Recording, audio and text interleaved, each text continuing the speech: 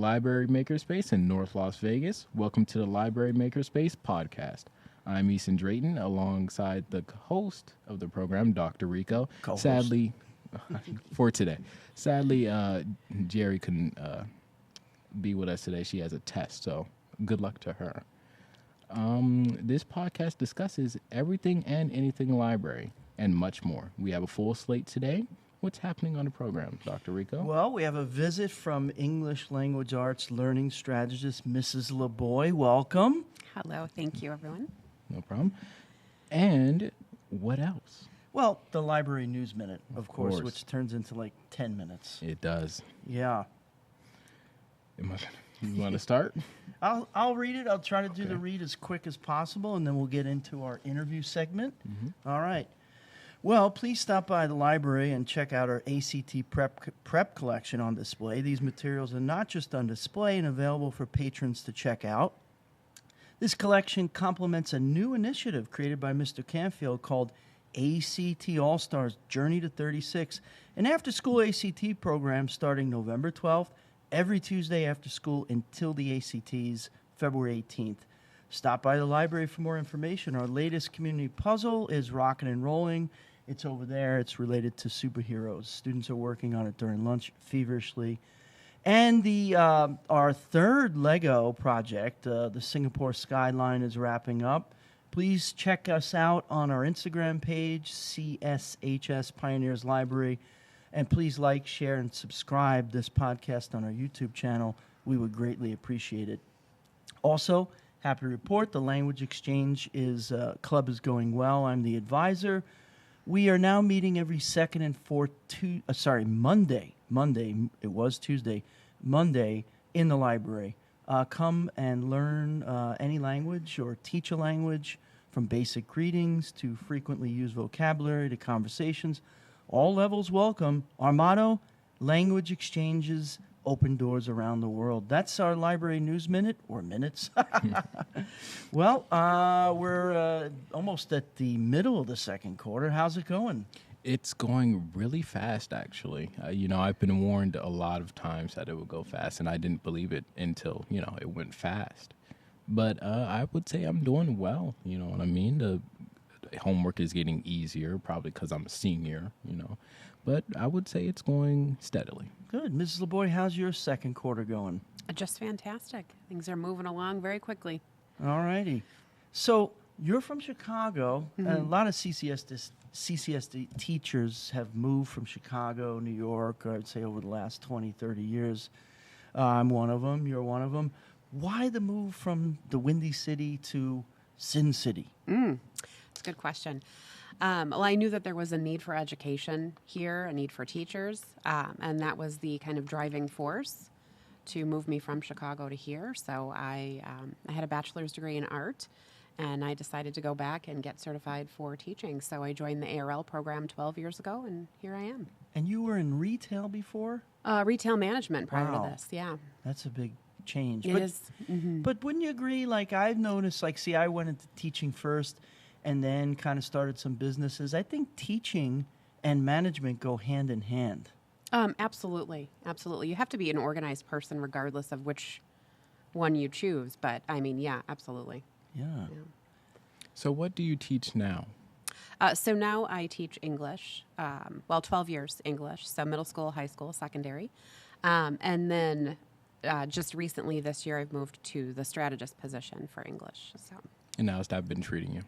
it's going well. It's going well? It's going well, yeah. I heard you say it was different. How different is it from normal teaching for you? So I have a lot less involvement with students. I'm more involved on the adult end, so a lot with teachers and one-on-one time with them in their classrooms, supporting them and what they need for instructional materials. So, Before we talked about, your learning strategist, and now you're kind of like supporting the teachers with materials. One of the things that I really remember and revere from high school and even middle school was reading novels, from The Contender to Kill a Mockingbird, Great Gatsby, The Red Pony of Mice and Men. The list goes on, and the plays. I think that resonated most with me. And I noticed that you have a list here suggested novels that kind of support the curriculum. Could you talk about that a little bit, and then maybe talk about a couple of the novels that we pulled here today and why you picked them, and do you like them? Did that go into it, etc.? That's a long question. Jeez. I'm going to answer that in several Yeah. parts. Yeah. So the list that I kind of provided for you was to give you an idea of some of the books that we've got that go along with my perspectives. So for those people who are unaware, my perspectives is the new curriculum that has been pushed out by the district. And so for each unit in each grade level, there is a suggested novel that goes along. And then the idea behind that is that they take parts of those novels and teach them alongside the unit. So, How come you chose those two books there for your list? The Gatsby, Great Gatsby, is one of my favorites. Like, could be my all-time favorite novel. Why? How come? That I wholeheartedly agree with you. I want to know why. There are so many different themes that run through this novel, but I think for me the one that stands out the most is just the story of love. Like it's a great love story, and he is so in love with Daisy, and that is just like the driving force behind his character. So I think at heart it's a love story. Now, we read that in high school as well. My senior year, shout out to Mr. Burma, if he's still with us. Jeez, I'm old. Great guy. So anyhow, he introduced that, and then we watched the film on an old VCR TV, little TV, I don't know, maybe it was 30 inches or something, brought in the room. Anyhow, I remember Robert Redford was the star of it. And have you watched the films, and how do you compare if you have the film to the book? And I want to get your feelings on that. So I've read this book several times, and then I've seen the most recent one with Leonardo DiCaprio. I've seen that version, and I can say I enjoy them equally as much, which is rare because I really, truly, typically prefer books versus film. I don't feel like you can. Yeah. Right. You can't. You know what I mean? But I think that film version did a really good job with this book. One book that really I loved was the Da Vinci Code, and then I saw the film and I was really disappointed, even though I love Tom Hanks. I don't know if you read. I've read Yeah. and seen, yes. Yeah. Yeah. And then you got To Kill a Mockingbird there. I sure do. Yeah. Yeah. This one I'm not as familiar with as The Great Gatsby, but equally good read. Yeah. Again, read that Classic. in high school. Yep. And then when I was teaching English for a few years, we read that. And we also, I don't know if teachers still do, well, they're not really teaching novels as much, but I would play the audio track too. And I felt that like engaged the learners. I actually taught novels, believe it or not, in Japan to my English students. I just wanted to experiment. And I assigned it to them, and then I noticed that they got the Japanese version. Oh. They were reading that. So, but at least I think they got something out of it. I forgot which novel it was. It might have been Gatsby.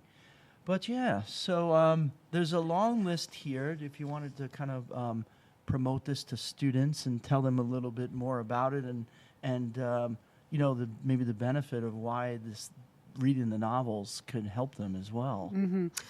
So all of the texts that I have here are texts that go along with the theme of the unit. So whatever it is, like there's a unit I'm looking at right now, 9th grade, the second unit. So what they should be in right now is the unit of survival.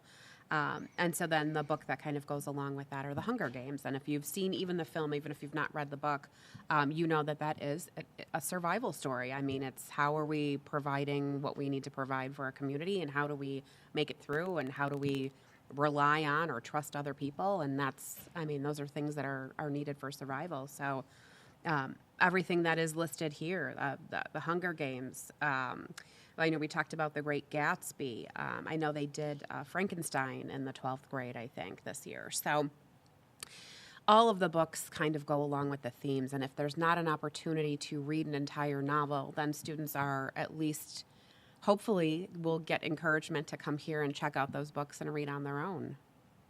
I think a good book to add to Unit 2 for, you said 9th grade? 9th grade for survival. I think a good book would be The Story of Odysseus, too. That might be a good one. Yeah, that's a great book. I think that, why do I feel like that might be covered in another unit? But yes, also a great story. Also a great It is. story. That's the only book I actually read and watched the movie on. Tell us about it. Tell us. Well, I think it was back in my day. It was Your I think it was 8th grade. Okay. 8th grade. I think I had a. decades ago. It was a miss. It was decades ago. It was a miss something, but she was always very nice, and she brought out the book. It wasn't its own original book. It was in the giant books where it has all the stories and all Right. that. So it missed a little bit of the actual story, but it had a good amount. But I thought it was really good because I'm actually into Greek mythology. I grew up with it. It was probably the first mythology I was introduced to. And then when I read the book, or when I watched the movie, then I understood why people say the books are better. Because it was better. Yeah. Why do you think that the books are better? And I want to ask you, Mrs. Laboy, too. Why do you think books are better? Let's start with Eason. I think it boils down to imagination. I really think it does. Because when you're reading words on a page, your brain is going to incorporate that how you think of it. And of course, you're going to like how you think of something. So I think it really just boils down to who you are as a person, how you take in concepts. What about you?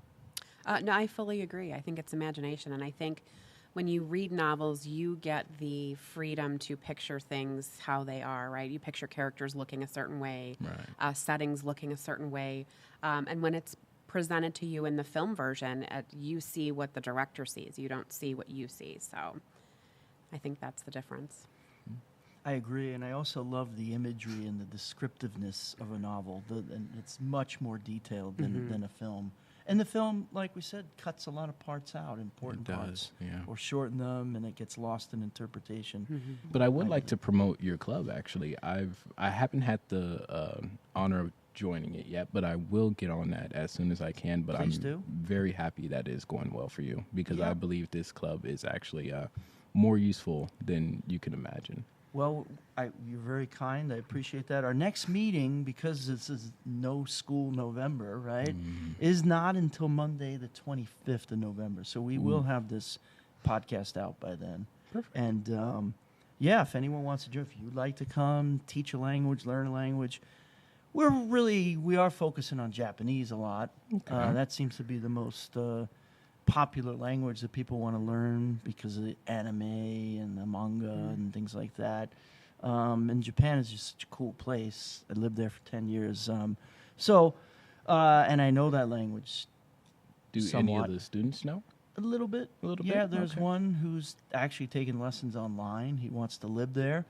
And then there's, I can't think of his name, he's a new robotics teacher. He did his mission there. He was a missionary for 2 years, so his Japanese is pretty good too. So we try. One of these days I have to get my wife in here who's Japanese, or even one of my oldest son. He could teach as well. That He's would be bilingual. nice. Yeah. So is there anything you wanted to that we haven't covered, Mrs. Laboy, that you want to plug or mention? Read.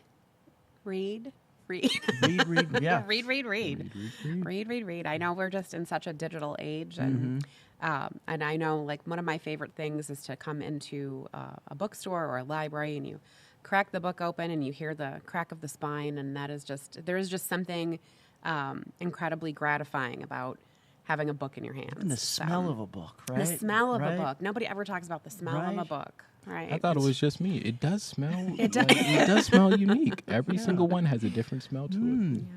So Sure yeah, I does. like that So, message. Yeah, and I mean, and no matter what kind of genre you like to read, reading is reading. So Great. Well, thank you for joining us. thank you for having me. Eason. It was wonderful meeting you Nice for the to meet first you, time. Hopefully too. we meet again. Yeah, I hope I get to do this again. This was fun. Anytime. You're welcome anytime. And well, that's it for this episode. Thanks for joining us. Thank Ciao. you. Bye-bye. Bye.